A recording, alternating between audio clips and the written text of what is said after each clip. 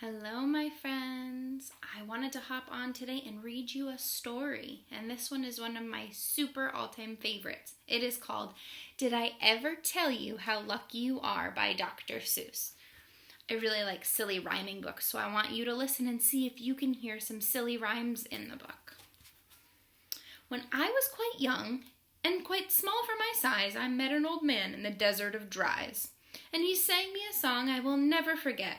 At least, well, I haven't forgotten it yet. He sat in a terrible, prickly place, but he sang with a sunny, sweet smile on his face. When you think things are bad, when you feel sour and blue, when you start to get mad, you should do what I do. Just tell yourself, Ducky, you're really quite lucky. Some people are much more, oh, ever so much more, oh, muchly, much, much more unlucky than you. Be glad you don't work on the Bunglebung Bridge that they're building across Boober Bay at Bum Ridge.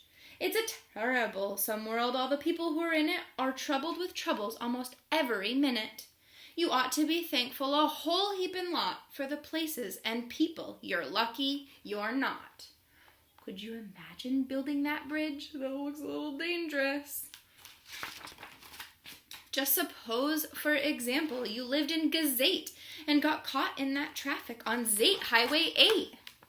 Wow, that would be kind of cool to see all those animals. I see elephants and some camels and some other animals I've never even heard of before. Or suppose, just for instance, you lived in Gazer with your bedroom up here and your bathroom up there. Look at all those stairs. You gotta go all the way down and around and around and around and up, up, up, up, up, up, up, up, up, up. I wouldn't want to have to go potty in the middle of the night, my friends. Just suppose you are poor Herbie Hart, who has taken his thromdimbulator apart. He never will get it back together, I'm sure. He never will know if the gick or the gore fits into the scrux or the snucks or the snore. Yes, Ducky, you're lucky you're not Herbie Hart, who has taken his thromdimbulator apart. It's a lot of pieces. Think they work you too hard? Think of poor Sard. He has to mow grass in his uncle's backyard. It's quit growing grass, and it grows as he mows it. The faster he mows it, the faster he grows it. And all that his stingy old uncle will pay for his shoving that mower around in that hay is the piffless pay of 2 duklas a day. And Allie can't live on such piffless pay. So he has to paint flagpoles on Sundays and grooves. How lucky you are you don't live in his shoes. Whoa. He's way up there. And poor Mr. Bicks. Every morning at 6, poor Mr. Bicks has his borfin to fix. It doesn't seem fair, it just doesn't seem right, but his borfin just seems to go schlump every night. It schlumps in a heap, sadly needing repair. Bicks figures it's due to the local night air. It takes him all day to unschlump it, and then the night air comes back, and it schlumps once again.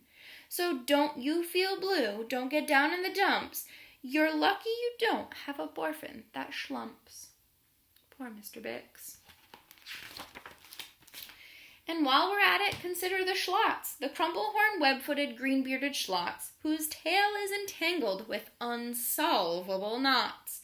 If he isn't muchly more worse off than you, I'll eat my umbrella. That's just what I'll do. And you're lucky indeed. You don't ride on a camel. To ride on a camel, you sit on a whammel.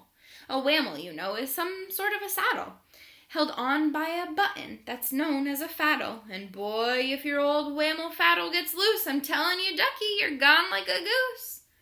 Like, look at that button. Oh, goodness, it's ready to fall off. And poor Mr. Potter, T-crosser, I-daughter, he has to cross T's and he has to dot I's in the I and T factory in Van Nuys. Whoa. Oh, the jobs people work at. Out west near Hotch Hotch, There's a hotch-hotcher bee-watcher. His job is to watch, is to keep both his eyes on the lazy town bee. A bee that is watched will work harder, you see. Well, he watched and he watched, but in spite of his watch, that bee didn't work any harder. Not much. So then somebody said, our old bee-watching man just isn't bee-watching as hard as he can. He ought to be watched by another hotch-hotcher. The thing that we need is a bee-watcher-watcher. Well,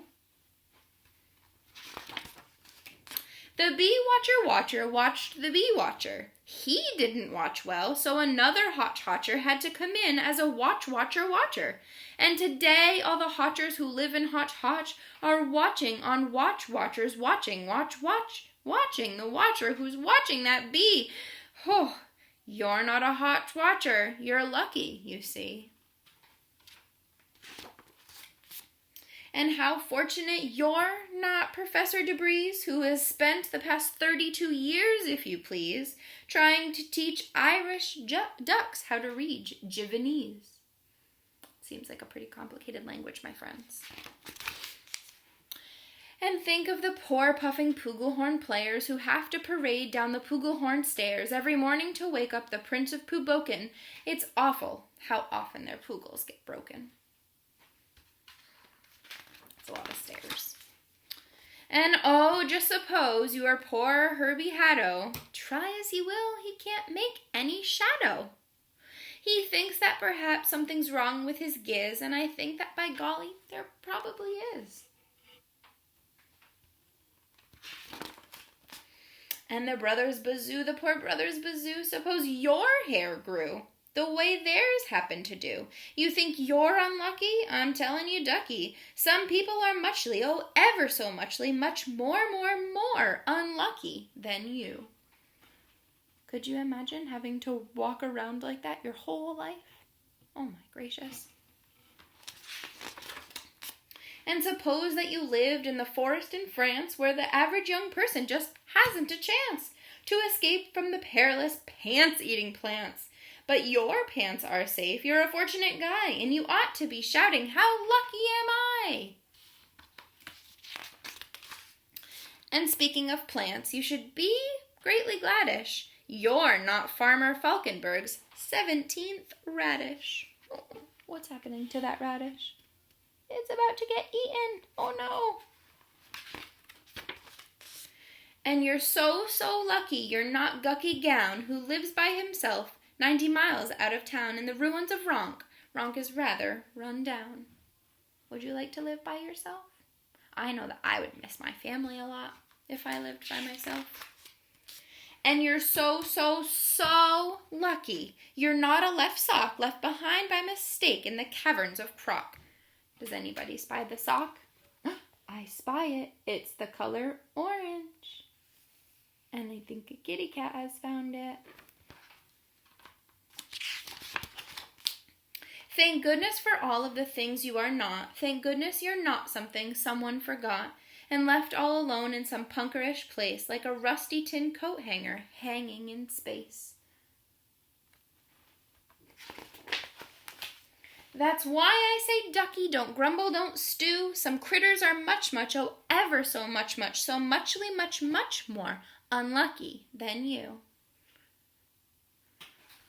I hope you enjoyed my story, my friends. Have a wonderful day. I will see you soon.